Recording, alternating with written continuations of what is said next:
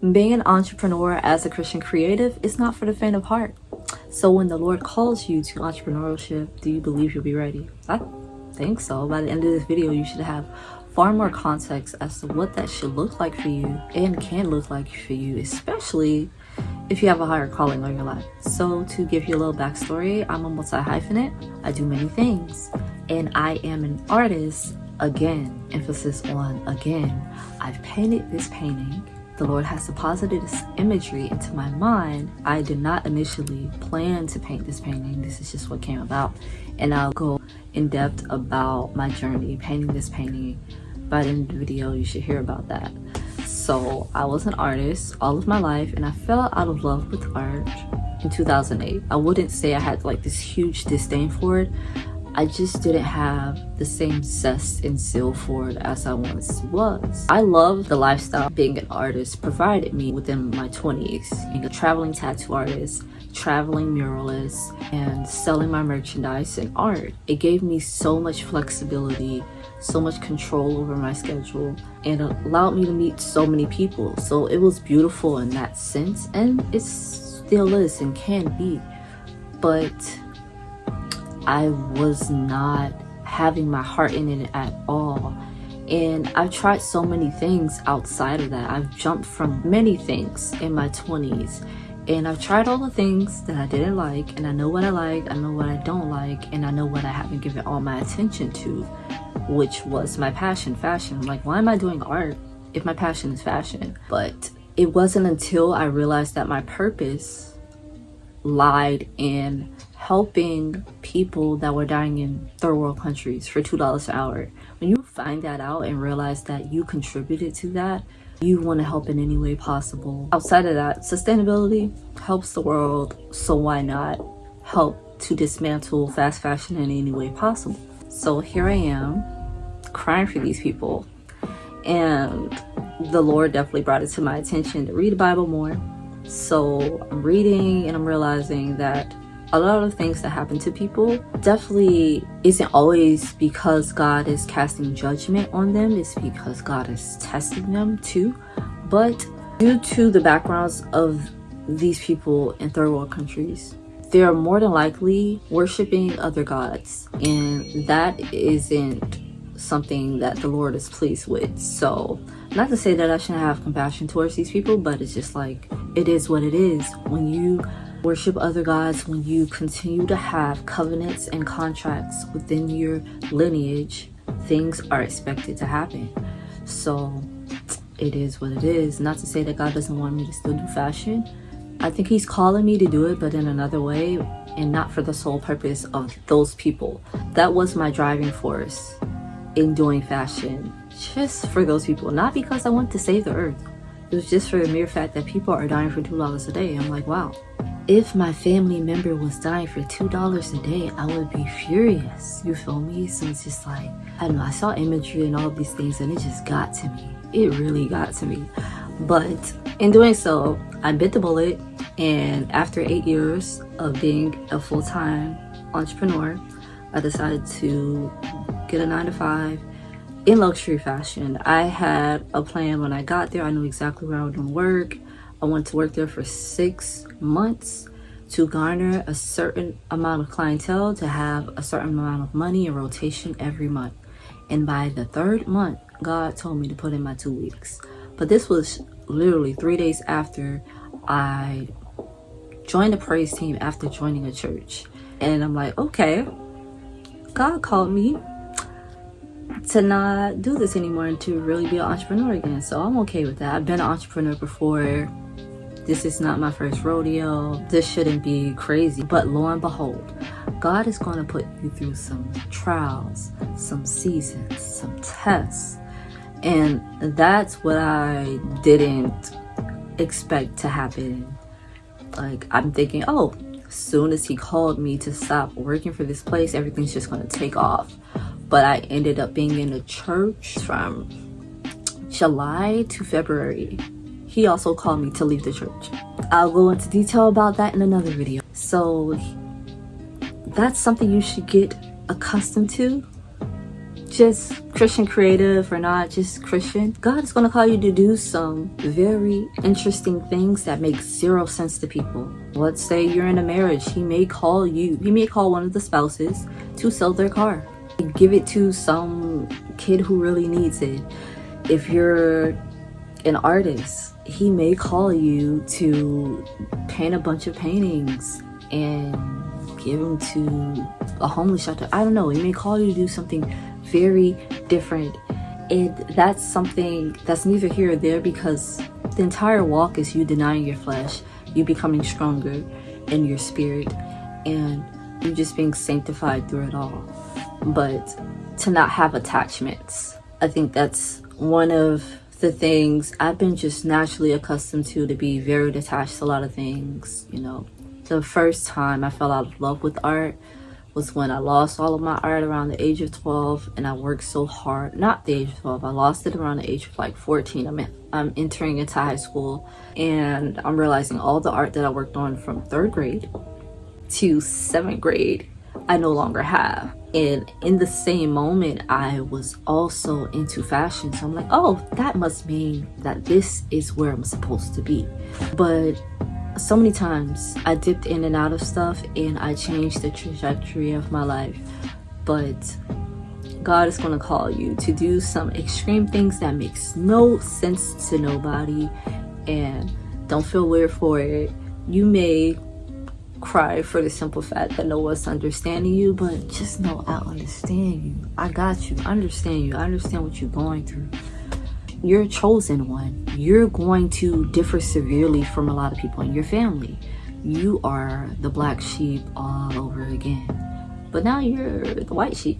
I don't want to say you're spotless, but you're the black sheep that's being sanctified to be the white sheep. So you're still going to look like the odd one out. Like, my family is looking at me so weird right now, and that's cool. Lord will put you through a season of refinement, and that's something you should get accustomed to. He may have you without a job for a whole year, for 2 years, for 3 years, for 4 years. You can always ask God for clarity. Like, at the beginning of my walk, I definitely wanted to know if I was called to being single my whole life, or if I was supposed to be married. I wanted to know so I didn't entertain anybody on my walk. So you can definitely ask and get clarity on what it is for your life. He can tell you. He will tell you whatever signs. You have to be able to hear God. And that's another thing within this walk. If you haven't trained yourself to understand God's voice, you're going to be falling into your own thoughts and the thoughts of the enemy. So definitely make sure that you understand God's voice. The refining season is interesting because he can call you to a season of rest, which he has me in now, but it's different when you are accustomed to being very productive. Like, I'm used to being productive, and I have to get comfortable with resting. It's different when God calls you to rest for like 5 months. You know, we get our day of rest once a week, but 5 months, it's interesting because you're looking at your external environment and you want to make decisions on your external environment, and God is going to have you in a space where he wants you to fully rely on him and trust in his provision. Hence why he can have you in the season of not working for or not making the finances that you are accustomed to for a certain amount of time, so you can fully rely and understand that God's got you regardless. Because the birds of the air or any of the animals, they don't worry about their next meal, but they understand that God is always going to provide. So who are we to not understand that too? He's going to provide for us at any given time. There was times where I was like, God, I just trying to be frugal. I'm at work, and I'm like, I'm just trying to be frugal. I don't want to waste your money because this is your money. This isn't my money, Lord.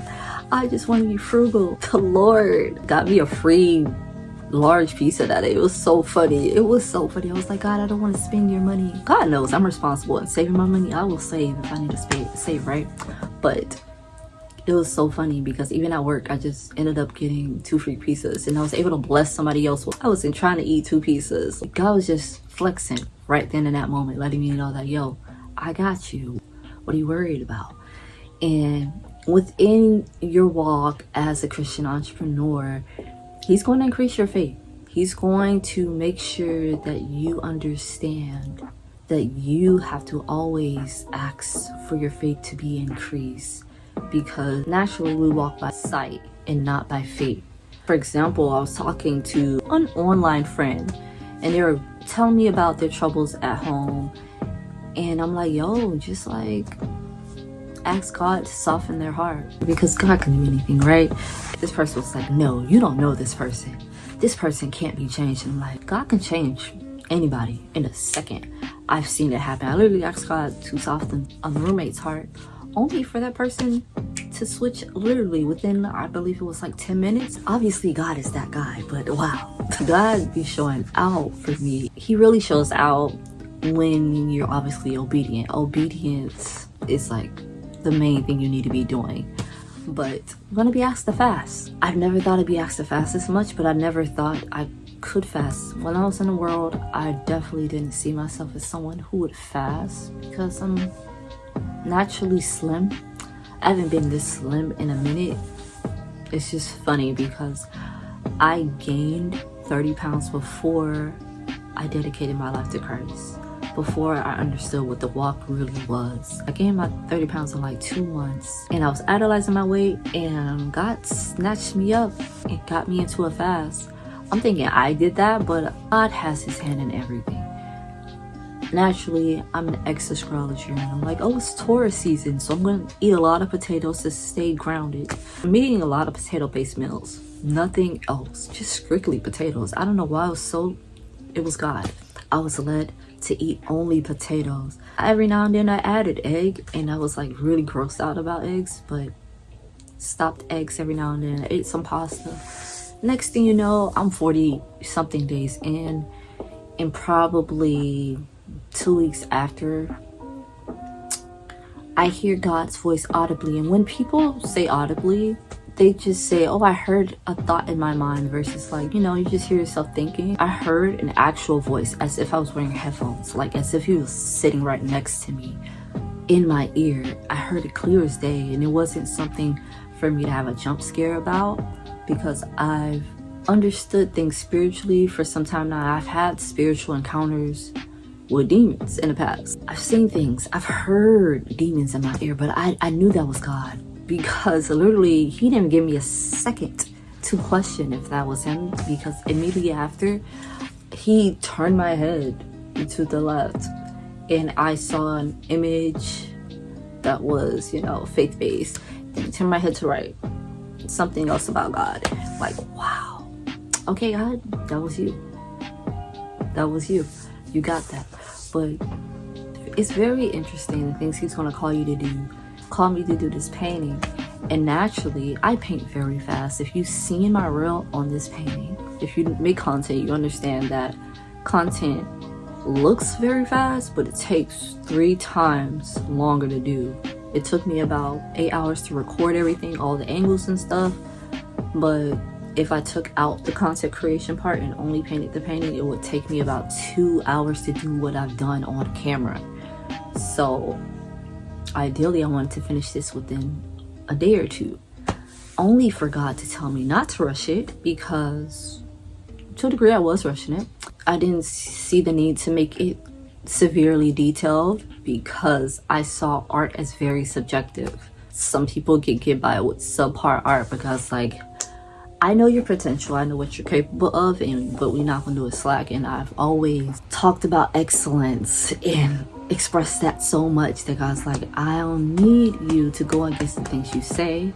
Keep your word and operate in excellence. So I'm operating in excellence, and this takes about 2 months to complete. I was watering it down with the leaves. When I get my detailed shots of this, you're gonna see the leaves look like I took my time. I took my time doing this. And it's so funny because initially I wanted to make the roses out of cardboard. This is cardboard. I wanted to make the roses out of cardboard, make it 3D, stand out, but that would have taken more time. God has told me to slow down on the painting. Not to say that I don't like moving slow, but my zest for the painting has died out within the first 4 days. I was only having a zeal for it within the first 3 days, and after that it was like pulling teeth, because I'm like, I thought I would be done by now. Like, I've always admired people who took so much time on art, only for God to put me in this spot of, I want to say, loving the process of taking this long. You know, like ideally I had in mind 6 to 12 paintings to paint this year. Like, I could paint really fast. If I wanted to, I could do 24 paintings. But 75% into this painting, God told me to not sell it. I didn't think to sell the actual original painting. I wanted to make a duplicate canvas and sell that. I wanted to make t-shirts. I wanted to make prints. God said, yeah, no prints, no t-shirts, no duplicates. I said, all right, bet. So it's just funny. I just realized the entire time I was just painting this. I wouldn't say just to paint it, but I was just painting it. Not to say I've never done a painting that I didn't sell, but at some point I always like, just in case I wanted to sell this, I'm going to sell it. Like, initially I would think to put this on a t-shirt or something, just to be able to spread what God has done for us and give people that reminder. But to God, this is enough, you know. For all I know, he could tell me to do something else with it in the future, but he told me to do nothing for now. And that was very interesting for me. I did not expect that. So yeah, expect the unexpected when it comes to this stuff. Expect to look crazy. Expect to be called to really deny your flesh if you have a higher calling on your life. Expect for isolation to occur. It can occur. Expect to not be in a short season of anything. Don't expect for anything to last for like 2 days. I mean, it could, but like, especially if you're complaining, if you murmur, you know, we seen how the Israelites were in the wilderness far longer than they needed to be, simply because they were murmuring. So you found yourself murmuring, expect to be in the season longer. But always pray to God and ask him, what season are you in? He's going to reveal it. Definitely ask him to seal the instructions that he wants for you to do within a dream, because he will.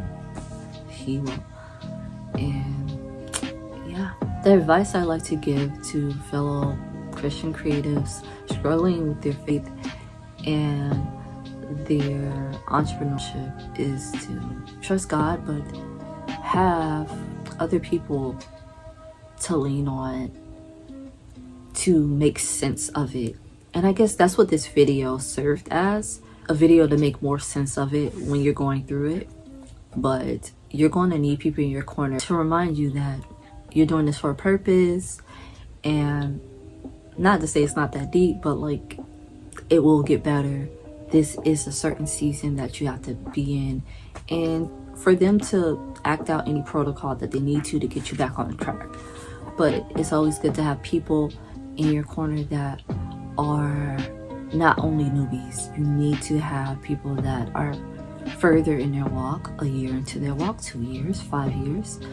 You need wise counsel, so you don't run to your worldly friends and like, I know what to do, forget this is too hard. Because some people will dip. I've literally seen people with great callings on their life revert back to the world because this seemed too hard, even with the understanding of how the world works. And it's so funny because that worldly understanding is not God's understanding. Because when I swore I knew everything due to astrology and just the way I perceive the world and perceive people, God gave me a million other layers to what that actually is.